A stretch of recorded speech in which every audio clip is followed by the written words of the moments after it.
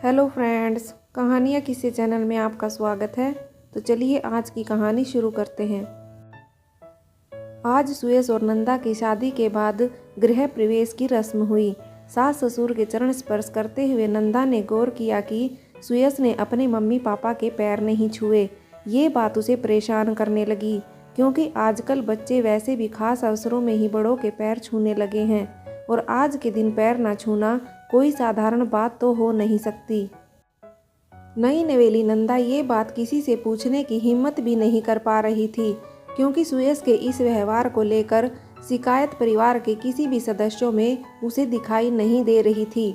सभी का व्यवहार नंदा के प्रति भी बहुत आत्मीय था।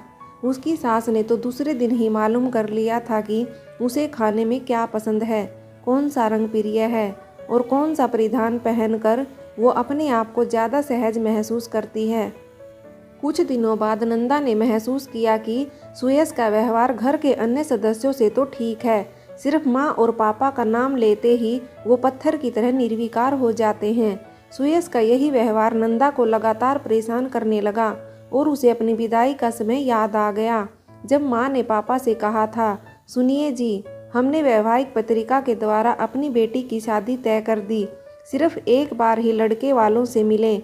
अगर सुयश और उसके घर वाले ठीक हुए तो अच्छी बात है, नहीं तो शादी दुकान से खरीदी कोई चीज़ थोड़े ही है जो पसंद ना आने पर हम वापस कर देंगे।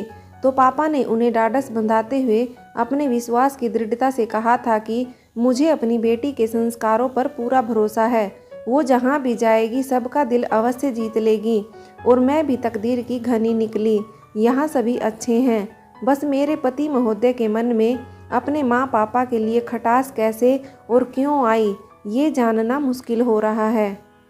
ससुराल में अब नंदा के बड़े ही सामान्य ढंग से दिन और महीने पंख लगाए बीतने लगे। तभी एक दिन रसोई में अनायास घर की नौकरानी गीता के मुंह से निकल गया कि कोई सगी माँ भी बच्चों का इतना ख्याल नहीं रख सकती। पास खड़ी नंदा ने जैसे ही ये सुना तो आश्चर्य से वो बोली, क्या कहा तुमने? ये क्या बोल रही हो? हाँ भाभी, एक ना एक दिन आपको ये पता चलता ही।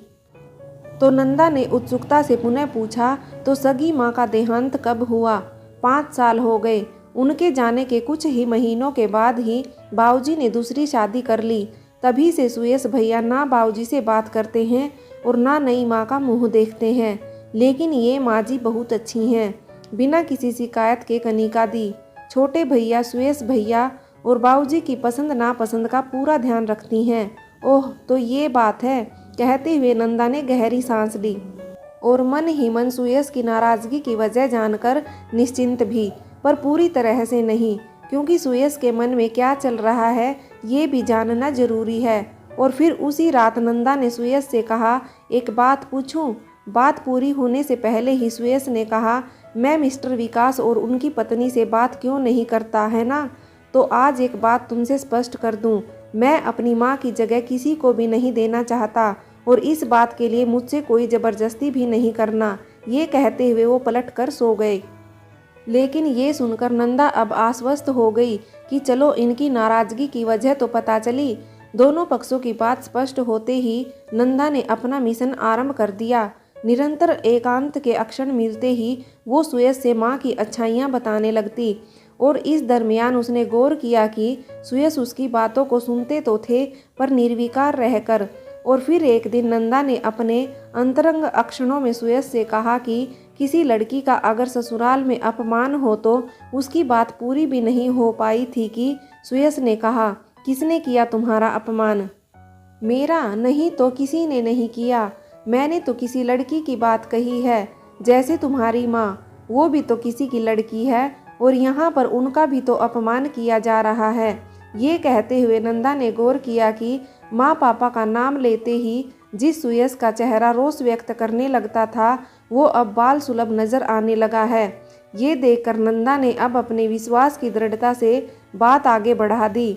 जब से माँ यहाँ आई है, आप सब की हर सुख सुविधा का ध्यान उन्होंने रखा है। मुझे भी अगर बताया ना जाता तो मैं भी जान नहीं सकती थी कि वो सगी नहीं है।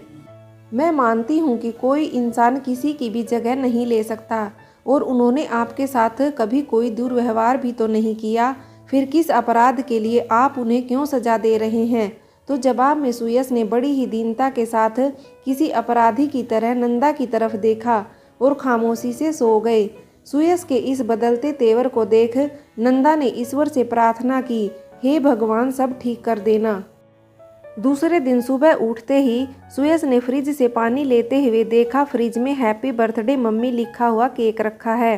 फिर पानी लेते हुए उसने हॉल की तरफ निगाह फेरी तो देखा कनिका, छोटू और नंदा घर सजाने में व्यस्त हैं। फिर उसी समय चाय की केतली और कुछ कप को डाइनिंग टेबल पर रखते हुए नई माँ ने कनिका को आवाज़ लगाते हुए बुलाया, आओ बच्चों चाय पी लो। और तभी सुयस ने नई माँ के पैर छूते हुए कहा, हैप्पी बर्थडे माँ।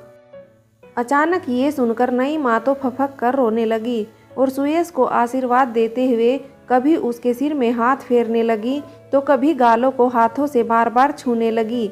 ये देखकर ऐसा लग रहा था मानो इस एक पल में वो अपना सारा प्यार सुयस पर लुटा देंगी।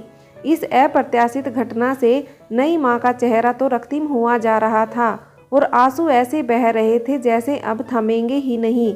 ये अद्भुत दृश्य देखकर घर के सभी सदस्य उनके करीब आ गए। तभी माँ ने नंदा को अपनी तरफ खींचा और गाल को चिकोटी काटते हुए कहने लगी, तूने तो मेरे पत्थर को भी पिघला दिया रे। और उन्होंने नंदा को अपनी तरफ खींचकर अपने गले से लगा लिया। ये दृश्य देखकर परिवार के सभी सदस्यों की आंखें नम हो गई और ऐसा लग रहा था जैसे सबके चेहरे का संतोष मानो वातावरण में मिश्री सी मिठास घोल रहा हो।